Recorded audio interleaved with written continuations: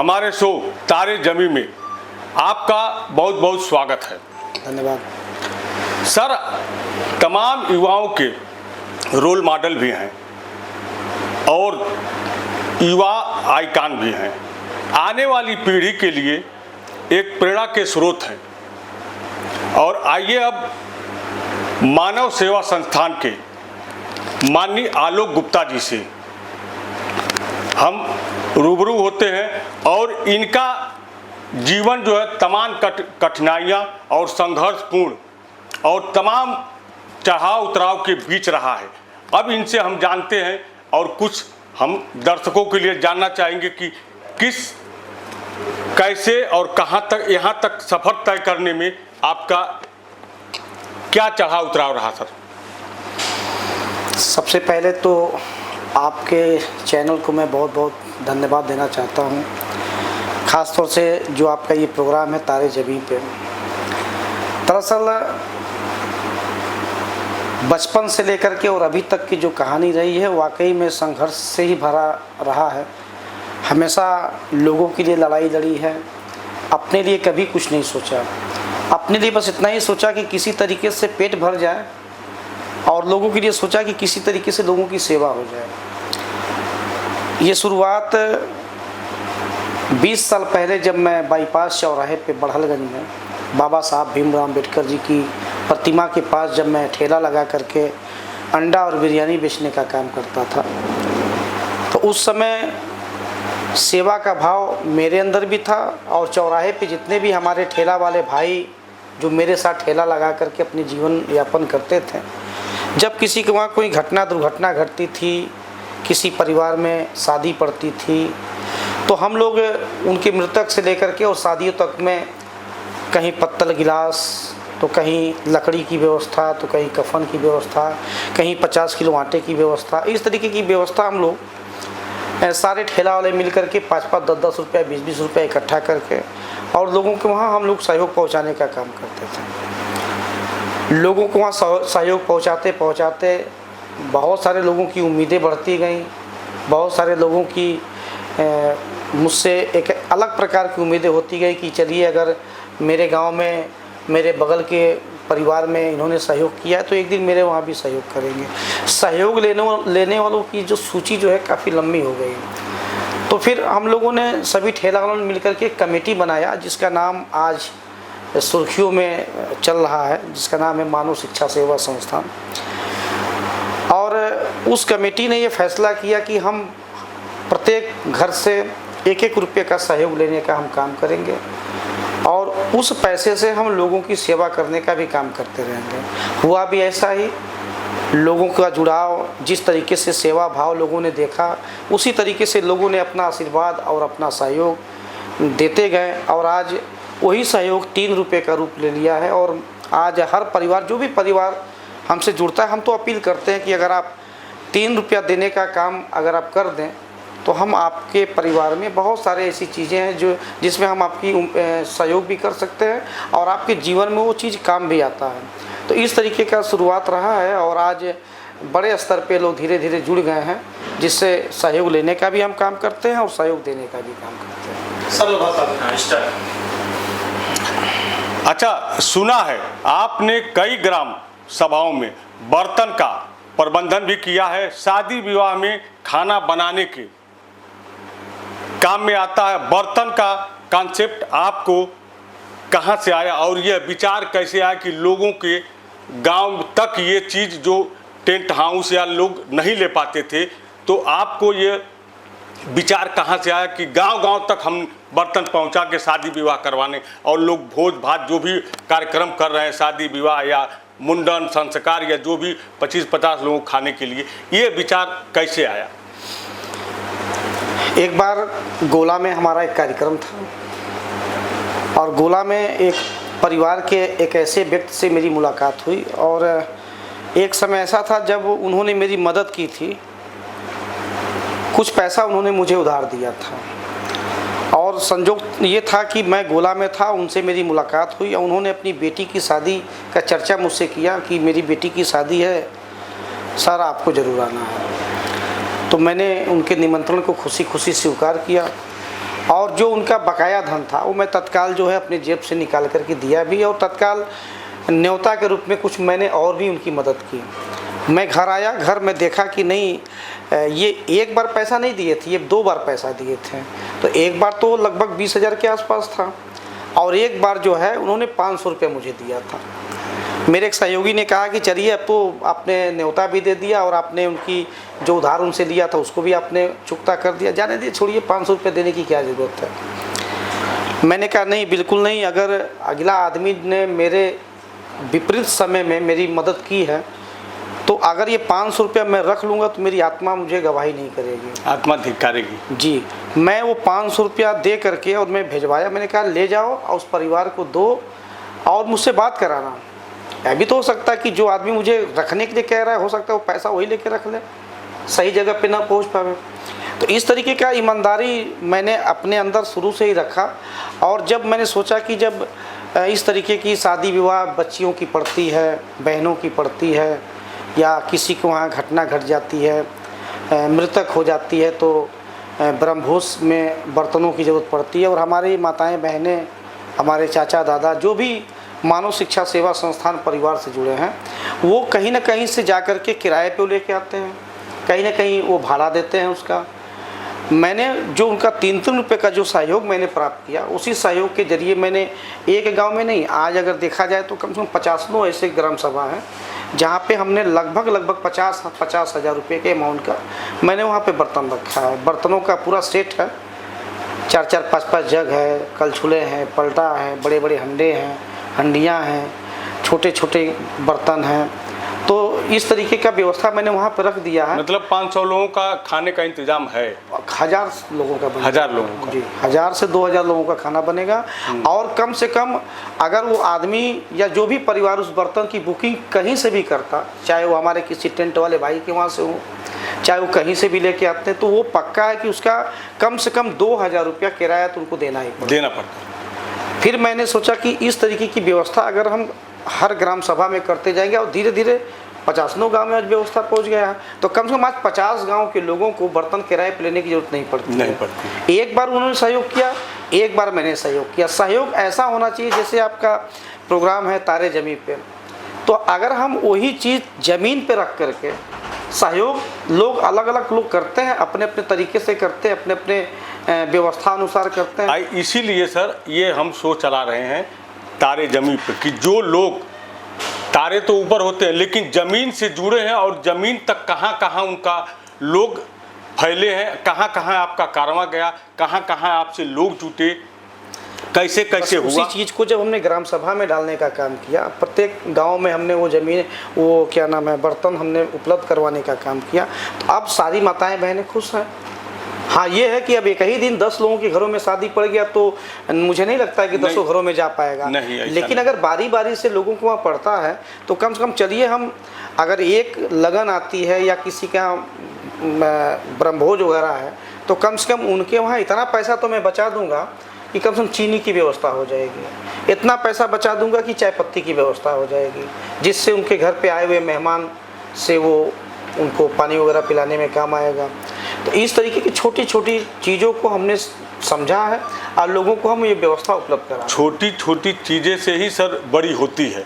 आज लोगों ने समझा, आपने लोगों को समझा, तो कम से कम अगर शादी ब्याह या कोई भी फंक्शन पे 2000-3000 बच रहे हैं तो बड़ी बात है, किसी दिन 10,000 भी बचेंगे। आपकी संस्था मानव सेवा संस्थान के बारे में ये सुना कि आप 30 रुपये के बदले 3000 से लेकर 3 लाख तक का सहयोग करते हैं, और कैसे और किस परिस्थिति में करते हैं आप?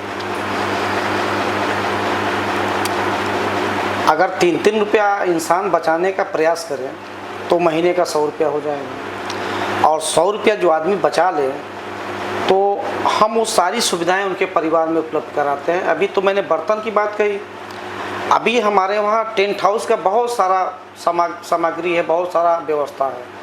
अब गरीब आदमी के घर में आज अगर शादी पड़ जाए, उनकी बेटी की, उनकी बहन की शादी पड़ जाए, तो गरीब से गरीब आदमी के घर में भी अगर टेंट हाउस की बुकिंग होती है तो 15 से 20 हज़ार से 30 हज़ार के बीच में बुकिंग होती है। उस माँ पिता को पैसे की व्यवस्था तुरंत करनी पड़ती है। गरीब से गरीब घर में उनके बेटे का शादी पड़ जाता है तो 2 गाड़ी, 3 गाड़ी, 5 गाड़ी, 10 गाड़ी अपने व्यवस्था अनुसार लोग बुकिंग करते हैं, बारात लेके जाते हैं, दुल्हन लेके आती हैं, शादी विवाह होता है। और ये गाड़ी, टेंट, ये 2 चीज़ें ऐसी हैं जो हर वर्ग और हर धर्म की ज़रूरत है। हम किसी व्यक्ति विशेष, न हम धर्म से आते हैं, न व्यक्ति विशेष हम किसी वर्ग से आते हैं। हम एक मानव हैं और मानव की सेवा करने के लिए जो हमने संस्थान बनाई है उसमें मानवता सबके लिए है और सभी लोग मानव हैं। आप तो नाम ही वही रखे हैं जी, मानव सेवा संस्थान। तो इसलिए जो है, चाहे वो हिंदू हो, चाहे वो मुसलमान हो, चाहे वो सिख हो, चाहे ईसाई हो, ये सबका जो शादी विवाह पड़ता है, सबके वहाँ कोई मरता है, सबके वहाँ घटना दुर्घटनाएं घटती हैं, तो वहाँ पे टेंट, गाड़ी और पानी, ये 3 चीज़ों की ज़रूरत लोगों को वहाँ पड़ती है। और ये चीज़ें लोग किराए पे लेके आते हैं, पैसा तुरंत देना पड़ता है, नहीं होता है तो अच्छा, शादी विवाह तो हम अपनी मर्ज़ी से कर लेते हैं, घटना हमसे बता के नहीं आती है, दुर्घटना हमसे बता के नहीं आती है। तो अचानक अगर किसी के वहाँ कोई घटना घट जाती है तो पता नहीं उस घर की स्थिति परिस्थिति क्या रहती है, और अचानक उसके परिवार में वो आदमी चला जाता है दुनिया छोड़ करके, और लास्ट में हम जिस समाज से भी आते हैं उस समाज में 100 दिन पे भी काम, महीनों पे भी काम होता है, 16 दिन पे भी काम होता है, 12 दिन पे भी काम होता है, 3 दिन पे भी काम होता है। तो आदमी की जो व्यवस्था है उस व्यवस्था के अनुसार लोग कर्ज खोजते हैं कि हम कैसे इस काम को निपटाएं, और करना सबको है। तो ऐसी स्थिति में टेंट, गाड़ी, पानी, चीज़ों को क्या करते हैं हम लोग उपलब्ध करवाते हैं। हम लोग क्या करते हैं, आपसे अपील करते हैं और आपकी इस वीडियो के माध्यम से जितने लोग भी आप इस वीडियो को देख रहे हैं, मैं आप लोगों से निवेदन करना चाहता हूं कि जो आपका फालतू खर्च होता है ना, उसमें से सिर्फ 3 रुपया बचाने का प्रयास करिएगा। अगर आप 3 रुपया बचाएंगे तो मानव सेवा संस्थान में आपका मैं बहुत बहुत स्वागत करता हूँ। आप आ सकते हैं, आइए। 3 रुपये का आप सहयोग यदि करते हैं तो हम आपकी बिटिया की शादी से लेकर के, बहन की शादी से लेकर के, मरने जीने से लेकर के, बेटे की शादी से लेकर के, हर चीज़ में हम सामान आपको पहले देंगे, पैसा आपको नहीं देना है। हम जो देंगे उसका आपको ब्याज नहीं देना है, हम सामान उपलब्ध कराएंगे। आप केवल 3-3 रुपये मुझे देते रहिए, यानी कि महीने का 100 रुपया दे दीजिए या तो एक दिन का 3-3 रुपया देते रहिए। अब वही जैसे 30,000 का सामान या 10,000 का जो भी सामान उनकी आवश्यकता अनुसार ले गए, और महीने का वैसे 100-100, 200 की किस्त बाई किस्त देते रहें। आसानी से उनकी ज़रूरत पूरी होगी, उनकी मदद होगी, उनकी ज़रूरत पूरी होगी, हमारी भी ज़रूरत पूरी होगी।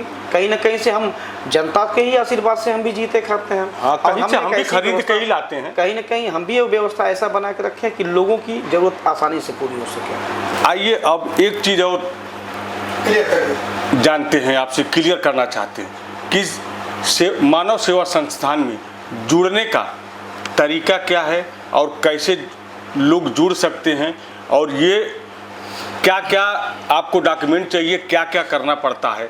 कि बहुत से लोग ऐसे हैं कि अभी तक चाहते हैं मानव सेवा संस्थान से जुड़ना, लेकिन वह लोग यहाँ तक नहीं पहुँच रहे हैं कि क्या डॉक्यूमेंट चाहिए, क्या नहीं जानकारी है। तो हम हमारे चैनल के माध्यम से, हमारे शो के माध्यम से आप जानकारी दे दीजिए। आपके वीडियो के माध्यम से सभी माताओं बहनों से, सभी चाचा दादाओं से, और जितने भी लोग इस वीडियो को देख सकते हैं, एक दूसरे का सहयोग भी करिएगा, लोगों को ये वीडियो दिखाने का काम भी करिएगा। और मानव शिक्षा सेवा संस्थान का भी चैनल है, उसको भी आप सब्सक्राइब कर लेंगे अपने यूट्यूब चैनल पे या फेसबुक पे, उस पर भी आप सारी जानकारी देख सकते हैं। पर आपने जो सवाल किया कि क्या तरीका है जुड़ने का, तो मैं तरीके के बारे में बता दूँ कि आपका एक आधार कार्ड और एक फ़ोटो के साथ 20 रुपया आपका रजिस्ट्रेशन फीस के रूप में हम लोग लेते हैं, और उसके बाद हम आपको एक कार्ड उपलब्ध कराते हैं। उस कार्ड पे जो भी आप 3-3 रुपये देते जाएंगे, उसी कार्ड पे हम आपको लिख करके देंगे कि आपने 3 रुपये का सहयोग मुझे पर डे देने का काम किया है, और उसके बदले जो आपको सहयोग चाहिए समय अनुसार आप बताइए। आपके यहाँ गाड़ी से लेके, टेंट से लेके, पानी से लेके सारी सुविधाएं हम आपके यहाँ उपलब्ध कराएंगे। तो बहुत आसान तरीका है, ऐसा कोई बहुत बड़ा शर्त नहीं है कि जिससे कोई न जुड़ सके। 3 रुपये का मतलब हर इंसान बचा सकता है, और 3 रुपये का मतलब अमीरों के लिए कुछ भी नहीं होता। अमीरों के लिए कुछ भी नहीं, गरीब के लिए तो ये हर लोग इससे जुड़ सकते हैं। 20 सालों से ये काम हम कर रहे हैं। 2008 से जब बड़हलगंज के अंबेडकर पार्क पे के सामने जो सुभाष चंद्र बोस जी का जो पार्क है, उस पार्क में वो पहले बहुत सुंदर हुआ करती थी। अब तो बहुत तमाम तरीके का इसमें शौचालय भी बन गया है। बीच में अन्य अन्य लोगों ने उसका कब्जा भी उस पर कर रखा था। लेकिन जब वो शुरू में बना था 2008 में, काफ़ी सुंदर वो पार्क बना था, लोग जाके बैठते थे, घूमते थे। आज हमारे क्षेत्र में बड़हलगंज में अगर कोई घूमने वाला जगह है जिसको स्वर्ग के रूप में इस क्षेत्र की जनता जानती है, वो सिर्फ मुक्ति पथ है, इसके अलावा कुछ भी नहीं है। एक सुंदर सा स्थान वो सुभाष चंद्र बोस जी का पार्क था, जो आज अब वो पार्क एक तरह से नहीं रह गया। लेकिन उस पार्क में 2008 में हमने एक कार्यक्रम कराया था गरीब महोत्सव के नाम से। बड़हलगंज में 2 कार्यक्रम महोत्सव के नाम से होते हैं, एक सरजू महोत्सव होता है और एक गरीब महोत्सव होता है। दोनों चर्चा का विषय रहता है। बहुत सारे लोगों को पुरस्कृत किए जाते हैं। जो विभूतियाँ डूब गई है, ख़त्म हो गई, उस विभूतियों को हमारे क्षेत्र के विधायक श्री राजेश त्रिपाठी जो रहा, उनको प्रोत्साहन मिलता है, उनको आगे बढ़ने का रास्ता मिलता है। सब लोगों तक लगातार 8 दिन सुभाष चंद्र बोस पार्क में वो कार्यक्रम हुआ था। वहीं से मानव सेवा संस्थान की शुरुआत हुई थी और उसके बाद फिर कारवां धीरे धीरे जुड़ता गया, बढ़ता गया और आज कहीं ना कहीं लोगों की उम्मीदें हैं। तो ये तो मेरे अकेले का प्रयास नहीं है, पूरे मानव सेवा संस्थान के सभी कहीं न कहीं किसी का आशीर्वाद तो है, सभी माताओं बहनों का, और खास तौर से ऊपर वाले प्रभु जी का आशीर्वाद तो आपको मिला है। आइए सर, सुना है कि आप युवाओं के रोल मॉडल भी हैं, लेकिन इसी बीच में आप नशा मुक्ति अभियान भी चला रहे हैं। तो युवा तो आपको देखते हैं, युवा लोग पसंद कर रहे हैं, तो इस नशा मुक्ति अभियान को कहाँ तक आप देख रहे हैं? सभी युवा दोस्तों को मैं बहुत बहुत धन्यवाद देना चाहता हूं कि आपके नज़र में अगर मैं अच्छा कर रहा हूं तो ऐसा सहयोग करिएगा और ऐसा साथ दीजिएगा। ये जो अच्छा कर्म करने का जो कारवां चल रहा है, ये लाइफ टाइम ज़िंदगी भर जब तक मैं ज़िंदा हूं तब तक मैं करता रहूं। खैर, सभी युवा साथियों को मैं इतना ही कहना चाहता हूं कि हमारा देश, हमारा प्रदेश, हमारा क्षेत्र, हमारा गांव, हमारा घर आजकल अगर बर्बादी के रास्ते पे जा रहा है तो सिर्फ और सिर्फ नशे की वजह से जा रहा है। नशा आदमी करता है तो नशे को करने के बाद जितना भी गलत काम होता है इस धरती पर, नशा करने के बाद ही होता है। चाहे वो कोई घिनौना काम हो या कहीं डकैती हो, कहीं किसी का मर्डर हो, कहीं छिनैती हो। जब इंसान नशे में होता है तो सारा गलत काम उसके दिमाग में घुसना चालू हो जाता है, फिर वो करता है। और मैं ये बात इसलिए भी बोल रहा हूँ क्योंकि नशा मैं भी करता था, ऐसा नहीं कि मैं नशा नहीं करता था। नशा तो मैं इतना करता था कि शाम को 6 बजता था तो दुनिया वहीं ख़त्म, फिर 1 बोतल नहीं 2-2 बोतल चलता था, ऐसा नशा करता था। लेकिन नतीजा क्या निकला? नतीजा ये निकला कि जीवन में का जो मेरा 20 साल सबसे महत्वपूर्ण जो समाज में मैंने बिताया है, और समाज में बिताते बिताते एक नाम जो मैंने कमाया था, उस नाम को कमाने के पीछे जो धन मैंने बचाया था वो सब कुछ मेरा ख़त्म हो गया। नाम है क्योंकि गलत तो मैंने कुछ किया नहीं था, वो तो अपना जीवन था मेरा, एंजॉय करता था, खाता था, पीता था, सब कुछ करता था। लेकिन जो मैंने इनकम किया था, जो बचाया था, वो जो बचत है ना, वो पूरी कमाई एक शराब और नशे में आकर के पूरी कमाई मेरी ध्वस्त हो गई, ख़त्म हो गई। 20 साल का मेहनत मेरा एक पल में ही ख़त्म हो गया। और शायद वो पैसा नहीं लगा होता और शायद पूनम गुप्ता जैसी मेरी पत्नी नहीं रही होती, शायद उनके न रहने की वजह से अगर कोई मुझे लीवर डोनेट नहीं किया होता तो मैं आज आपके सामने ज़िंदा भी नहीं रहता। तो ये जो मेरा जीवन जो बचा है वो 2 चीज़ों पे बचा है। एक मेरी पत्नी पूनम गुप्ता की वजह से, दूसरा आप लोगों का आशीर्वाद, सहयोग जो आप लोगों ने 3-3 रुपये देने का काम किया था, जिसके वजह से मैंने पैसा बचा के अपने जीवन के लिए, अपने परिवार के लिए, अपनी बिटिया की शादी के लिए, अपने घर बनवाने के लिए, अपने सपनों को पूरा करने के लिए जो मैंने रखा था, वो सारा चीज़ नशे की वजह से वेदांता अस्पताल में मैं दे के चला आया। अगर काश वो नशा में नहीं किया होता तो आज मैं करोड़पति होता। अब कहने में थोड़ा सा आप लोगों को सुनने में अजीब लग रहा होगा, पर ये हकीकत है कि मेरे जीवन को बचाने में लगभग 80 लाख रुपया लगा है। और एक आम आदमी को 80 लाख रुपया बचाने में पूरा जीवन ख़त्म हो जाता है, फिर भी नहीं बच पाता है। तो जो सज़ा मुझे मिली है, मैं नहीं चाहता हूँ कि नशे की वजह से हमारे किसी युवा भाई को ये इसका परिणाम गलत भुगतना पड़े, या उसके परिवार को ये न वो दिन देखना पड़े कि दूसरे के हाथ घर के आगे या दूसरे के आगे है ये हाथ फैलाना पड़े।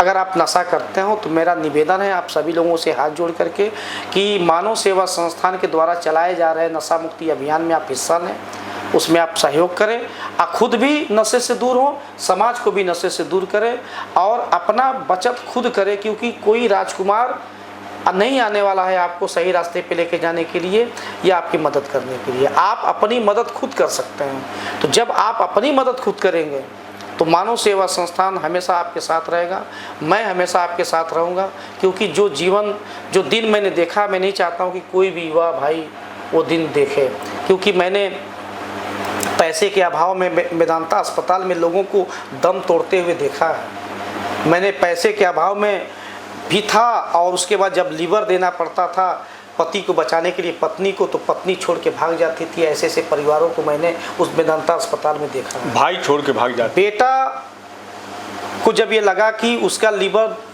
निकाल करके और पिता के पेट में लगाना पड़ेगा तो पिता जिंदा बच जाएगा, ऐसे बेटों को भी मैंने अपने बाप को छोड़ करके अस्पताल में भागते देखा है। तो अगर नशे की वजह से, दारू की वजह से अगर आपका लीवर खराब हो जाए, आपका पूरा परिवार तहस नहस हो जाएगा। तो ये जीवन बड़ा अनमोल है, ये जीवन मिला है तो बड़े ही भाग्य से मिला है मानव जीवन। तो इस मानव जीवन को अगर मिला है तो कुछ ऐसा कर जाइए कि जाने के बाद भी कोई गाली भी दे आपको तो प्यार से दे कि हाँ था कोई जो कुछ अच्छा करके गया है। यही संदेश मैं सभी युवाओं को देना चाहता हूँ। ये संदेश आपका बहुत अच्छा रहा और स्वयं आप इस चीज़ को झेले और झेलने के बाद आप ये सब अगर कर रहे हैं और ये सब बता रहे हैं नशा मुक्ति, तो ये बहुत अच्छी बात है। हम कहेंगे और चाहेंगे भी कि लोग ये वीडियो देखकर जितना ज़्यादा से ज़्यादा हो सके मानव सेवा संस्थान से जुड़ें। और इसी बीच में एक चीज़ जानेंगे, बाबू गुड्डू से लेकर प्रबंधक आलोक गुप्ता जी ने तब किन किन परेशानियां और किन किन कठिनाइयों से सामना करना पड़ा था कि बाबू गुड्डू से लेकर आलोक गुप्ता प्रबंधक तक। जब मैं ठेला लगाता था पापा की दुकान पे, जब मैं पुराना नाम आपका ले लिया। हाँ जी, जब मैं ठेला लगाता था और पापा की दुकान पे जब मैं उनका सहयोग किया करता था तो गुड्डू के ही नाम से लोग मुझे पुकारते थे। कोई गुड्डुआ बोलता था, कोई गुड्डुआ रे करके बोलता था, कोई गुड्डू हो करके भी बोलता था, कोई गुड्डू जीवी बोल के करता था। तो ये बहुत सारे संघर्ष रहा है मेरे जीवन में और मैं अकेले थोड़ी संघर्ष किया हूँ। मेरे पिताजी ने भी बहुत सारा संघर्ष किया है, बहुत सारी कठिनाइयों से उन्होंने सामना किया है। बहुत सारे लोगों को मैंने देखा है कि दुकानों पे नाश्ता करते थे, खाते थे, पीते थे और जब पैसा देने की बात आती थी तो लड़ाई झगड़े पे उतर जाते थे। मैं जब चौराहे पे ठेला लगाता था तो चौराहे पे यहीं इसी क्षेत्र के दबंग, अगल बगल के गांव के दबंग या दूर दूर के जो गुंडा माफिया जैसे लोग होते थे वो आपका दुकान से सामान लेते थे, आप उसके यहाँ से खाते थे, पीते थे, फिर आपको गाली देते थे, आपको पैसा भी नहीं देते थे। मैं तो धन्यवाद कहूँगा अपने उत्तर प्रदेश सरकार के मुखिया श्री योगी आदित्यनाथ जी को, जिन्होंने आते ही गुंडों की वाट लगा दिया।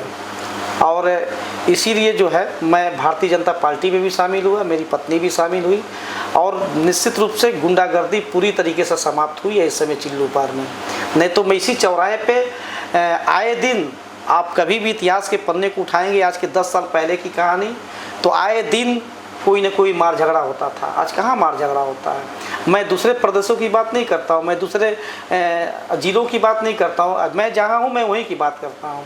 तो इस तरीके की कठिनाइयों को भी हमने झेला है कि एक तो मेहनत करो, उसके बाद ईमानदारी से 2 पैसा कमाओ, फिर किसी को उधार न दो तो फिर मार खाओ, उससे गालियाँ सुनो, फिर उसके बाद फिर वो अपने घर चले जाते थे और हम लोग हार मान के वहीं रह जाते थे। और थाने में सुनवाई भी नहीं सुनवाई होती थी। और आज तो हमारे महाराज जी का सिर्फ एक बार नाम तो ले लीजिए थाने पे, कौन सा कोतवाला सिपाही नहीं सुनेगा आपकी आवाज़। महाराज जी का केवल नाम लेने के बाद लोग, और क्राइम तो दूर दूर तक कहीं नहीं दिखाई देती है। सारे दुकानदार आज खुश हैं, सारे ठेला, खास तौर से ठेला वाले, क्योंकि मैं तो ठेला ही लगाता था, तो मैं ठेला वालों के प्रति ज़्यादा मेरे अंदर सम्मान है और रहता है। मैं तो आज भी चौराहे पे जाता हूँ तो मन करता है कि एक आध घंटा किसी ठेला वाले के वहाँ खड़ा होकर के उसका अंडा टिकिया जो भी आपको अंदर से, ऐसा कई जगह मैंने किया भी है। तो ये खास वो आ जाता है, छोटे तबके के लोग जो ठेला लगाते हैं, मड़ई में दुकान है या किराए पे दुकान लेकर के करते हैं, आज देखिए सारे के सारे लोग खुशहाल हैं।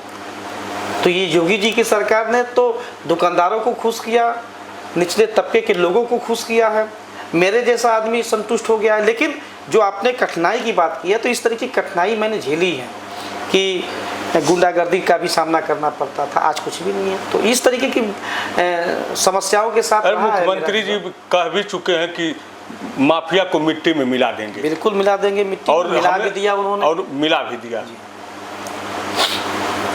यही एक चीज़ और जानने की कोशिश करेंगे आपसे।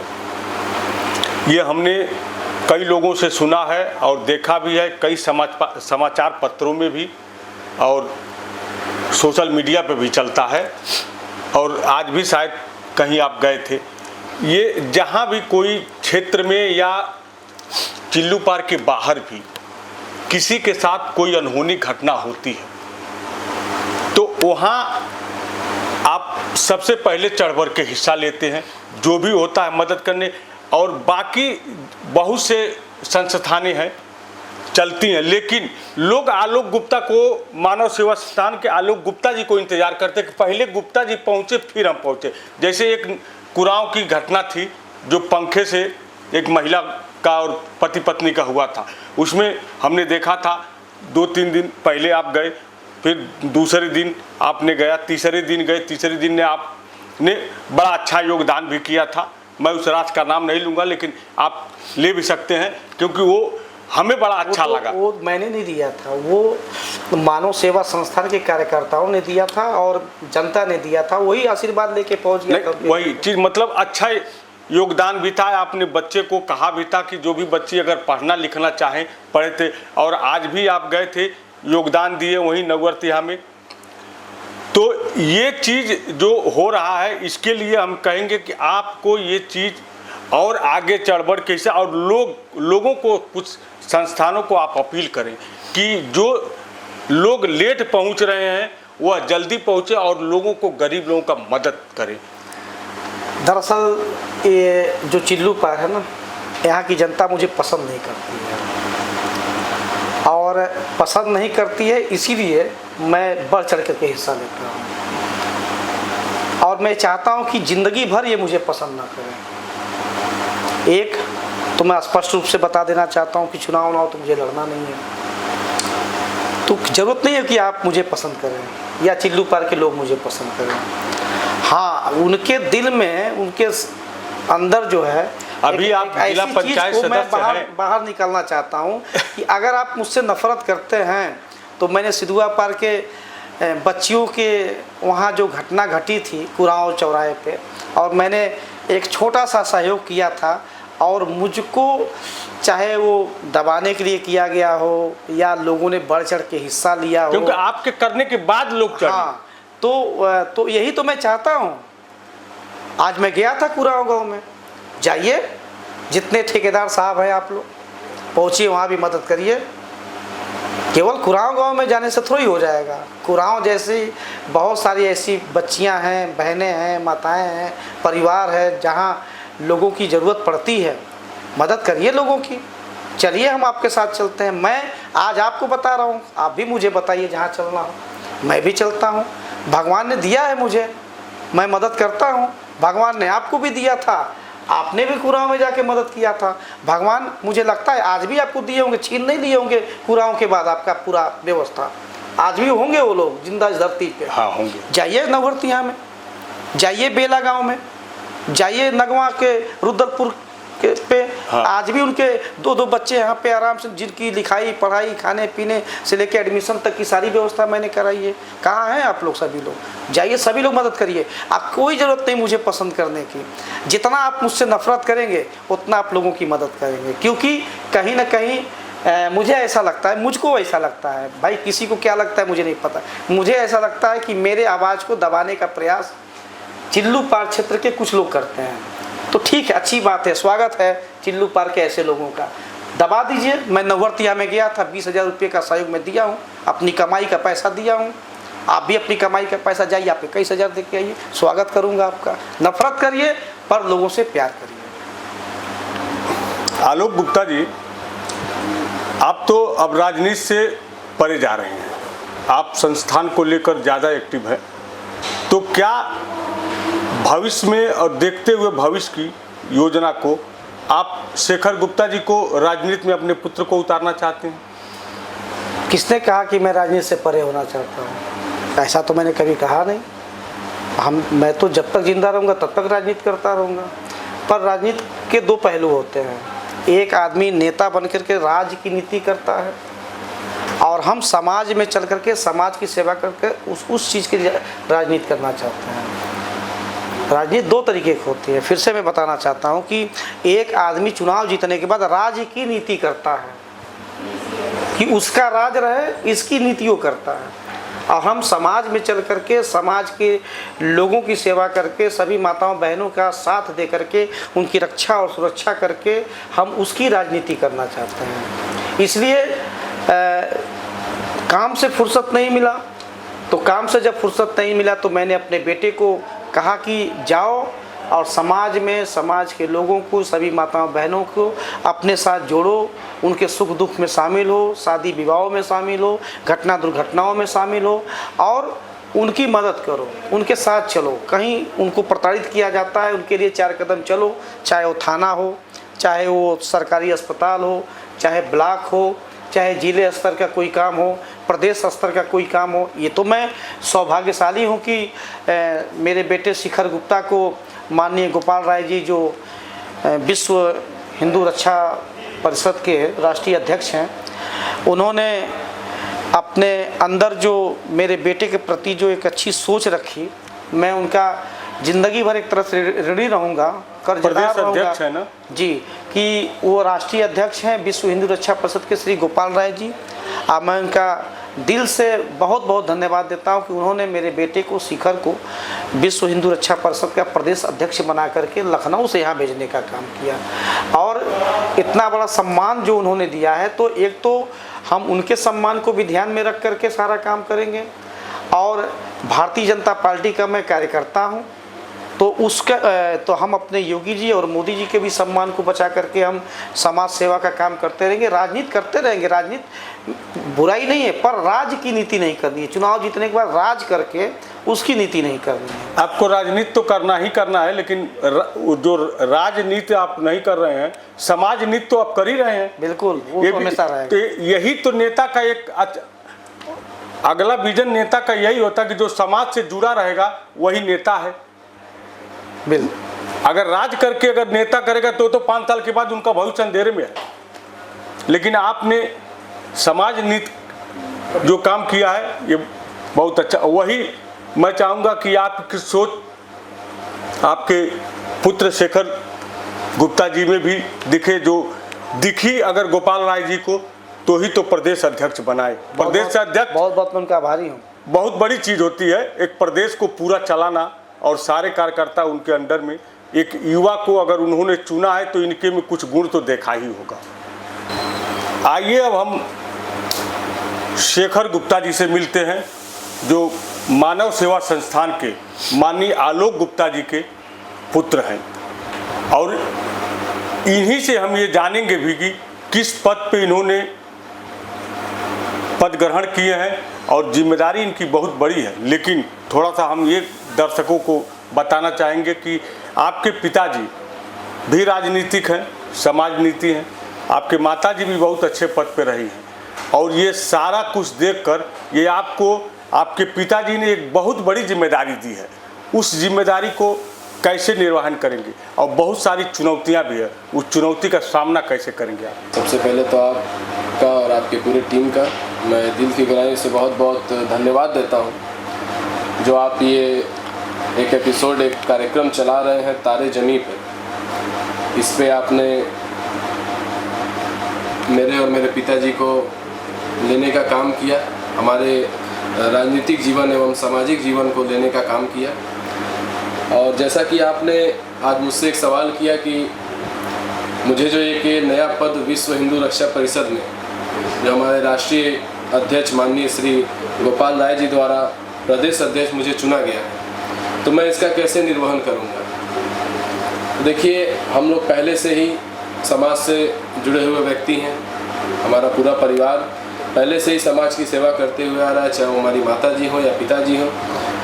और इसी सोच को मैं भी लेकर के आगे चलने का काम करूंगा। समाज के लोगों का सेवा करने का काम करूंगा, चाहे वो किसी अधिकारी के ऑफिस पे जाकर के करने का हो या किसी क्षेत्र में हमारी माताओं बहनों को किसी प्रकार का दिक्कत हो, उनको जो प्रताड़ित किया जाता है क्षेत्र में अलग अलग तरीक़ों से, जो उनके साथ गलत व्यवहार किया जाता है, दुर्व्यवहार किया जाता है, वो कतई मैं होने नहीं दूंगा। मतलब आप हर तरीके से आप तैयार हैं जी। ब्लॉक से लेकर सामुदायिक केंद्र, पुलिस थाना, या बहुत सी ऐसी चीज़ें हैं कि पुलिस के वहाँ लोग पहुँचते लेकिन सुनवाई नहीं होती है, तो उसके लिए आप मदद के लिए तैयार हैं?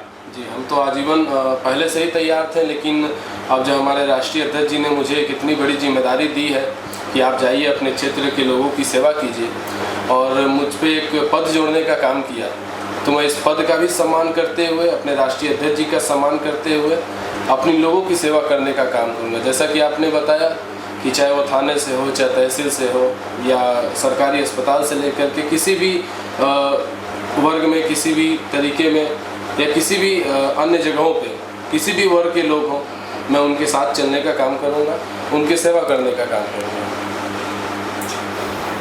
धन्यवाद आपका। इसी शो में हम तारे ज़मीं पे शो हमारा ये था। बहुत जल्द आपको एक नई सोच युवा से बहुत जल्द अगले एपिसोड में हम लेकर आएंगे।